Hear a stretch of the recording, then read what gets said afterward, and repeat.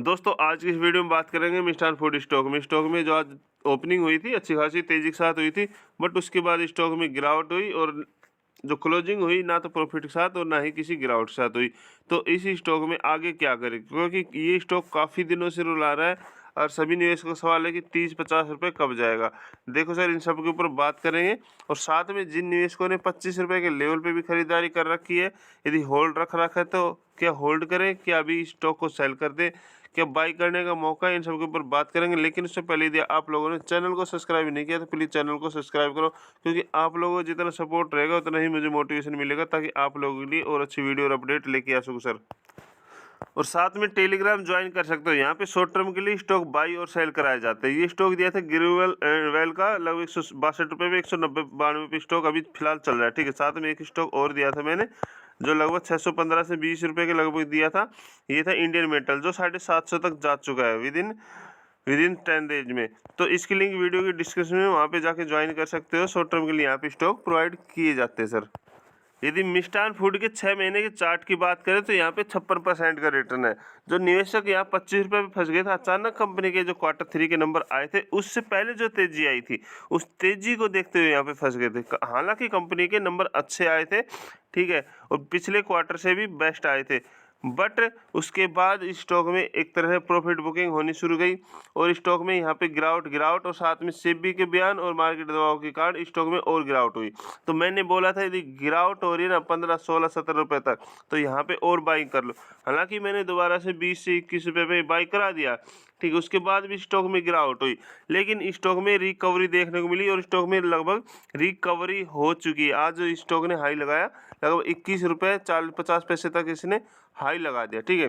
तो इस स्टॉक में रिकवरी देखने को मिल रही है, तो जिसके पास है ओनली होल्ड करो और जिसके पास नहीं है तो इस लेवल पे अभी भी बाइंग करने का मौका है, लॉन्ग टर्म के लिए और शॉर्ट टर्म के लिए। शॉर्ट टर्म के लिए आप 2 महीने स्टॉक में जा सकते हो सर, क्योंकि ये कंपनी बेस्ट है और इसका फ्यूचर ब्राइट है, ठीक है। छोटी कंपनी आने वाले समय में जब ये स्टॉक पेनी स्टॉक है फिलहाल, ठीक है, जिस दिन पेनी स्टॉक से निकल जाए और भागना शुरू कर देगा ना तो आप लोगों को मिलेगा नहीं, क्योंकि फूड सेक्टर से संबंधित ये कंपनी है, ठीक है। तो ये एक मौका था यहाँ पे, ठीक है। तो यदि यहाँ पे किसी ने खरीदारी की है, बाइंग किया है, तो उसके लिए भी अपॉर्चुनिटी है, ठीक है, उसको भी यहाँ से प्रॉफिट हो रहा होगा, ठीक है। यदि 16-17 रुपये स्टॉक यहाँ तक गया था, यदि वहाँ पे भी किसी ने खरीदारी की है तो वहाँ भी उसको प्रॉफिट है, ठीक है। और जिन्होंने 25 रुपये के लेवल पे लेके यदि 16-17 पे एवरेज किया तो उनका भी लॉस कहीं ना कहीं रिकवर हो गया होगा सर। तो सीधी सी बात, स्टॉक में अभी पोजीशन बनाए रखें। जिन्होंने भी स्टॉक को बाई कर रखा है हाई लेवल पे 25 रुपये पे, तो स्टॉक को ओनली होल्ड करें। जिन्होंने यदि गिरावट के दौर पे इसमें एंट्री की है तो वो भी होल्ड करें, क्योंकि इसको लॉन्ग टर्म के लिए ले जा सकते हैं सर। हालांकि बीएससी पे देखते हैं तो एएसएम स्टेज 1 में स्टॉक को डाला गया है, बट अभी भी स्टॉक की लिमिट 20% है, ठीक है। यानी कि स्टॉक की जो लिमिट है 20% है, ठीक है। यानी स्टॉक जब भागेगा तो 20% के साथ भागेगा। गिरावट इसमें इतनी बड़ी गिरावट नहीं होगी, यदि गिरावट होगी तो कहीं ना कहीं रिकवरी भी जल्दी करता हुआ दिखाई देगा। साथ में यदि आज की क्वांटिटी ट्रेड हुई है वो यदि देखते हैं तो यहाँ पे आपको मिलेगा लगभग 51% की डिलीवरी उठाई गई। 61,02,183 क्वांटिटी ट्रेड गई, जिसमें 31,38,353 क्वांटिटी डिलीवरी बेस पे उठा ली गई।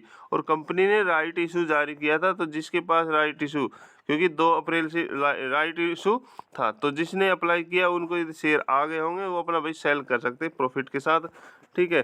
तो कंपनी राइट इशू लेके आई थी, तो आने वाले 6 महीने में हो सकता है आने वाले 6 महीने स्टॉक 40 से 45 तक देखने को मिले। और साथ में यदि कंपनी के फंडामेंटल फाइनेंस देखते हैं तो स्टॉक भी अभी 8.40, यानी कि स्टॉक सस्ता है और साथ में कंपनी के पास यानी कि डेप्ट है, लेकिन यहाँ रिजर्व है। अच्छी बात है, एक तरह से पॉजिटिव पॉइंट है कि कंपनी के पास अब रिजर्व है और डेप्ट इससे कहीं ना कहीं कम है और टोटल एसेट भी है, तो ये पॉजिटिव साइन है, ठीक, कंपनी के लिए। और लगातार कंपनी ने यहाँ पे सेल्स देखो, सेल्स में कंपनी के इंक्रीज हुआ है यहाँ पे कहीं ना कहीं 57, 44, 89 और ये लेको यहाँ पे 331 करोड़ सेल्स पहुंचा दी। और नेट प्रॉफिट जहाँ पे कुछ नहीं होता था, यहाँ क्या था, प्रॉफिट कुछ नहीं था कंपनी के।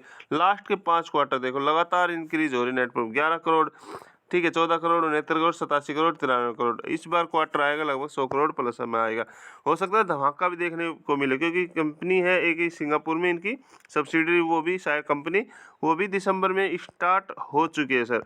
तो धमाका देखने को मिल सकता है। शेयर पैटर्न भी अच्छा खासा है, यानी कि जो है प्रोमोटर के पास भी स्टेक है 49.82% का। ठीक है, इन्होंने भी पिछले 1 साल से धीरे धीरे इंक्रीज किया है, और एफआई का डाटा भी है, और बाकी हम पब्लिक के पास है। लेकिन यहाँ पे यदि शेयर होल्डर देखें तो शेयर होल्डर यहाँ पे धीरे धीरे बढ़ते जा रहे हैं, ये कि पॉजिटिव साइन है।